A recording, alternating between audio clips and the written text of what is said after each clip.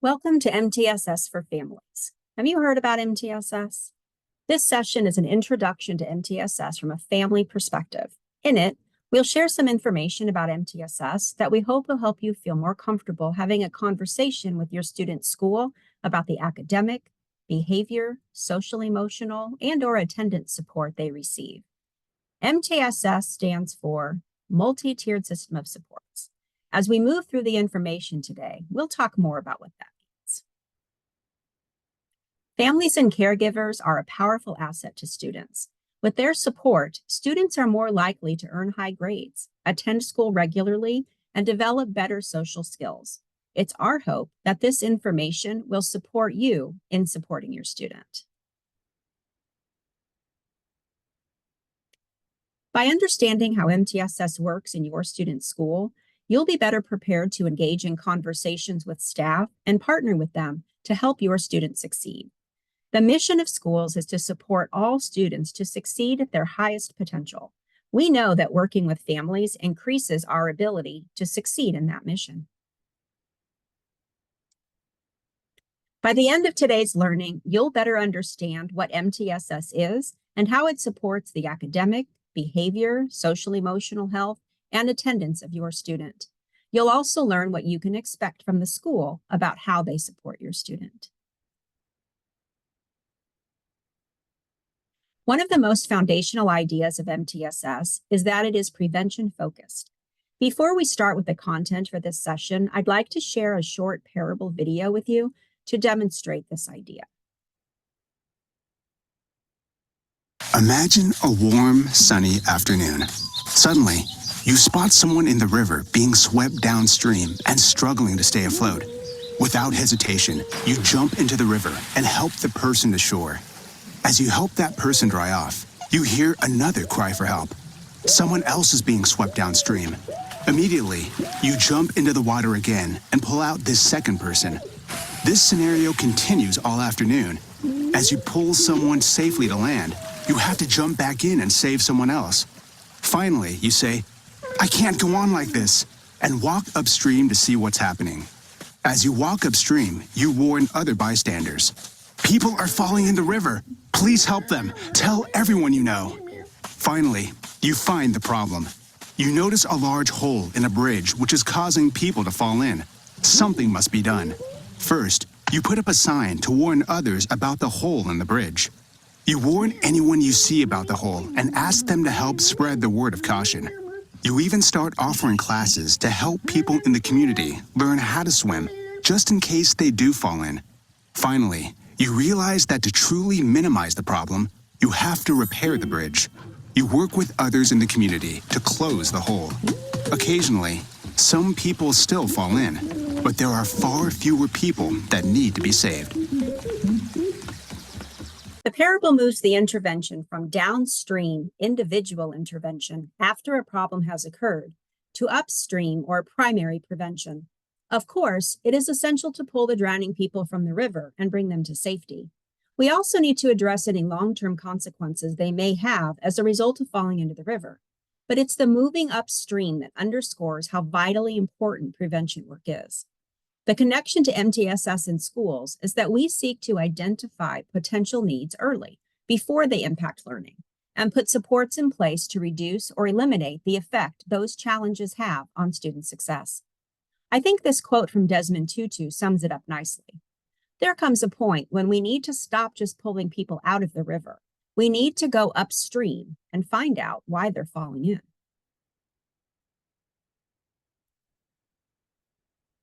Schools use their multi-tiered system of supports to help students learn to their highest potential.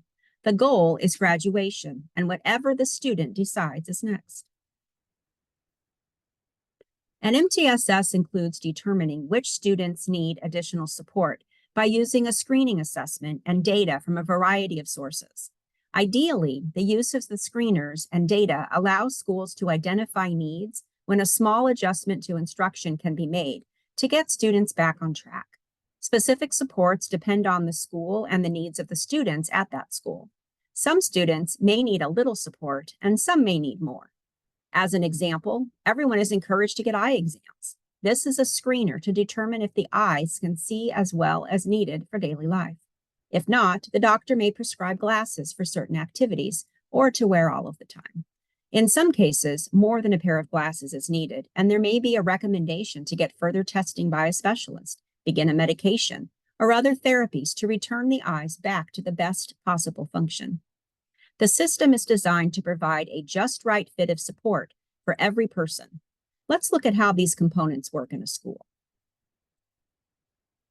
In order to provide support for the needs of each student, many school components need to work together.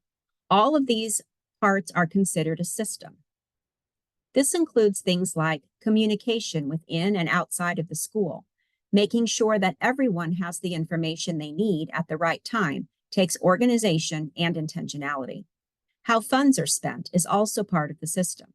This ensures that limited money, staff, and other resources are put to the best use to ensure that teachers have the materials and skill they need to serve students. Decisions about how to use limited resources and what students need are made by collecting and reviewing data about how the students, staff, and school are progressing toward the mission of graduation for all students. Staff look at big picture data like how well the district and school are doing toward indicators selected by the State Board of Education. The indicators help keep track of each student's progress so schools feel confident that their efforts will have the greatest impact. Once data shows areas of need, school and district staff implement high-quality practices in academics, behavior, attendance, and instruction. They work with families and the community to leverage the system, data, and practices to provide the best experience for all learners. In this graphic, you can see the systems, data, and practices surrounded by different components involved in a school's MTSS. Everything that happens in a school is intentionally designed to support students. The parts work as a system. A school is most effective when all of the parts work together to create a successful environment for all students to learn. Next, we'll look a little more deeply into how data is collected and used to help guide decisions about student learning. There are typically 4 kinds of data used within a school's MTSS. Ideally, they're available for academics, behavior, attendance, and social-emotional learning. However, not all schools collect data in each of these areas. The first type, screening or benchmark assessments, are usually completed 3 times each year before instruction happens to help identify where students are in relation to identified expectations and outcomes. Scores on these assessments compare one student to others at a similar age or grade and are used to determine which level of support a student might need in order to catch up to grade or class expectations. You may receive results from screening at parent-teacher conferences in the fall. Sometimes screening data don't provide enough information about what skills a student needs support with. In those situations, diagnostic assessments may be done to help identify a student's strengths and skill gaps, so learning activities can be closely aligned to their specific needs. If screening or diagnostic assessments reveal a need for additional support, an intervention is put in place. To make sure the student's skill level is improving, staff use a progress monitoring tool. This allows school staff to identify the effectiveness of the instruction and the rate of student learning. It may occur weekly or every other week, which allows for frequent data collection to track progress toward skill development and guide staff in making changes as needed. Evaluation or outcome assessments occur after instruction and are assessments of learning. They measure what students learned over a period of time and allow schools to make revisions to programs that aren't having the desired impact. Examples are semester exams or yearly statewide testing. As you might have guessed from the last slide, MTSS includes quite a lot of data. This is an important point. In order to use time and resources effectively, schools utilize data-informed decision-making for continuous improvement. This means we use a problem-solving process, like the one on the slide, to know if what we are doing to support students is working or if we need to make changes. We begin by asking what the need is. What skills do students need more support with? Data are then collected and compared to expectations to help determine a level of need. This is problem identification. Next, teams seek to determine why a problem is happening through problem analysis so that we put the right plan in place to help the student. When we have a good feel for why something is happening, we develop a plan for support and put it into place. After implementing the intervention for a predetermined amount of time, while progress monitoring data is collected, we evaluate the success of the intervention to see if our plan worked as expected. If a student shows that they have gained the skills targeted in the intervention, we fade or end it. If the data show that the student has not yet met the goal, we might change or intensify the intervention, and the cycle continues. We call this continuous improvement. It's how schools ensure that what is being done is working so that students achieve to their highest potential. So, how is all of the data used to set students up for success? Another important part of MTSS is the continuum of supports provided to students. You may have seen a green, yellow, and red triangle used to demonstrate the continuum of supports provided. The different colors or tiers represent the level of support available to students. The green level, sometimes called the core or tier 1, is classroom instruction that is provided to all students. If the system is working correctly, about 80% of students should be able to meet expectations with tier 1 support alone. About 15% of students will need additional support. We call this targeted or tier 2 support. Support at tier 2 may look like additional small group activities provided in the classroom or in another room. A smaller number of students may need more intensive individualized support, or tier 3. These 5% would receive even more additional support while still participating in universal or tier 1 support, and wherever possible, targeted and tier 2 support. Tier 3 supports most often occur outside of the classroom and are delivered by an interventionist, social worker, psychologist, or other support person. This continuum is intended to be flexible to meet the variety of student needs. You may have noticed the blue arrow on the side of the green triangle. This is meant to remind us that students with an individual education plan, or IEP, also benefit from the continuum of supports. Participation in the general education classroom, as appropriate and outlined in the IEP, ensures that the needs of a student's disability are met in the least restrictive environment. For information, we encourage you to review the Parent Guide from ISB, which was written to provide information on special education in Illinois. Chapter 2 in the guide has additional information on MTSS for parents. You can find it by searching ISBE Parent Guide. Here's a different way to think about what tiered supports might look like for a student. In this example, Becca is very strong in math, music, and Spanish. She also excels at basketball and PE. Becca doesn't need any additional support in these areas. She has been struggling at getting along with her friends and has been missing some school this year. To help Becca in these areas, she's been meeting with the school social worker for 20 minutes weekly to develop skills in getting along with others and to discuss why she doesn't want to come to school on some days. Reading is a real challenge for Becca, which is impacting her science grade. Since screening showed that Becca is 2 years behind her peers in reading, she receives tier 3 supports in that area. During part of the structured activity rotation time, she works with a paraprofessional on vocabulary and fluency skills for 20 minutes, 3 times a week at a table in the classroom. This is Becca's tier 2 support. For additional tier 3 individual skill building, Becca works with the reading specialist for an additional 30 minutes a day on phonics skills. The intensity of this time should enable Becca to learn the skills needed quickly so that tier 3 intervention can be faded out. I'd also like to say here that the tiers in MTSS refer to the level of support a student receives. There are no yellow kids, tier 2 kids, or intensive kids. Students should not be thought of in those terms, nor should schools label them that way. The MTSS experience looks different depending on your role. If you are a student, the school, or the family, what happens is a little different. We'll go through the 3 tiers to give you a sense of what happens at each tier for these 3 groups. Tier 1 for students is the general school experience. They spend time in class with their friends, learning and participating in activities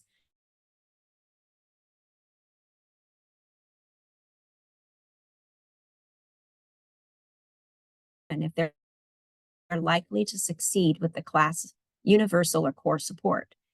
The staff provide quality instruction with materials aligned to the Illinois learning standards. Families receive information about their students' progress through report cards and conferences and are encouraged to reach out to teachers with questions or concerns. If a student is identified through screening as being at risk for meeting expectations with only the classroom Tier 1 instruction, they'll be provided with additional time and activities to build the skills needed for success. They will still receive the universal core instruction with classmates. In addition, students will participate in small group lessons, either in the classroom or in another setting. Their progress will be monitored so that changes can be made to add or fade support as appropriate. At Tier 2, the school will review data and make a plan of support for students identified through the screening process.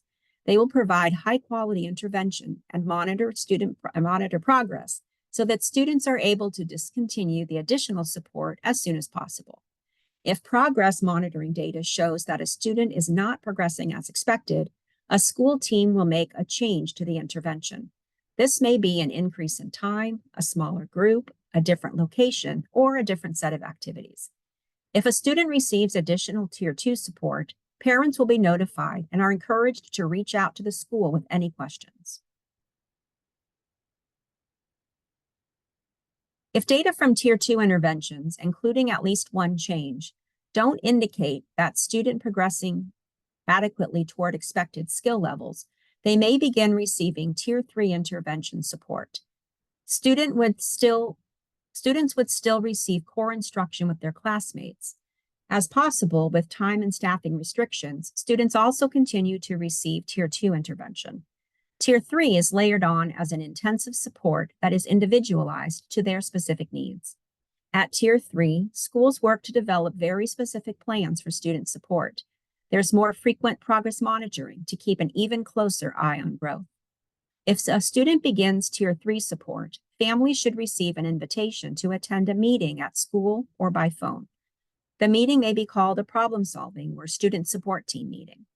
These meetings rely heavily on collaboration with families as an intervention plan is developed and implemented.